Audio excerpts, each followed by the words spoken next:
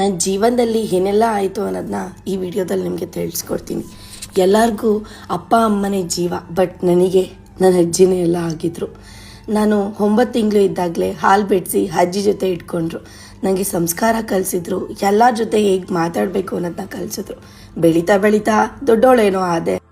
ಎಲ್ಲರಿಗೂ ಏನೇನೋ ಆಸೆ, ಬಟ್ ನನ್ನ ಅಜ್ಜಿಗೆ ನಾನು ದೊಡ್ಡೋಳಾಗಬೇಕು, ನನಗೆ ಆರೈಕೆ ಮಾಡಬೇಕು ಅನ್ನೋದು ಸಿಕ್ಕಾಪಟ್ಟೆ ಆಸೆ ಇತ್ತು. ಬಟ್ ಅಷ್ಟರಲ್ಲಿ ನನಗೊಂದು ದೊಡ್ಡ ಶಾಕ್ ಆಗಿತ್ತು. ಏನಪ್ಪ ಅಂದರೆ ನನ್ನ ಅಜ್ಜಿ ನನ್ನ ಬಿಟ್ಟೋದ್ರು. ನಾನು 7th ಸ್ಟ್ಯಾಂಡರ್ಡಲ್ಲಿದ್ದೆ. ನನಗೆ ಅವಾಗ ಏನು ಥಿಂಕ್ ಮಾಡಬೇಕು ಅಂತ ನನಗೆ ನಿಜವಾಗ್ಲೂ ಗೊತ್ತಿರಲಿಲ್ಲ. I am sorry. ಮಾತಾಡ್ತಾ ಕಣ್ಣಲ್ಲಿ ಹಾಗೆ ನೀರು ಬಂತು.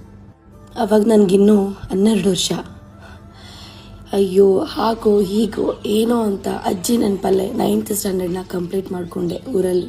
10th ಸ್ಟ್ಯಾಂಡರ್ಡ್ಗೆ ನನಗೆ ಅಮ್ಮ ಬೇಕು, ಅಮ್ಮನ ಪ್ರೀತಿ ಬೇಕು, ತಾಯಿ ಥರ ಪ್ರೀತಿ ಬೇಕು ಅಂತ ಅಲ್ದೆ. ಅಮ್ಮ ಹತ್ರ ಹೋದೆ.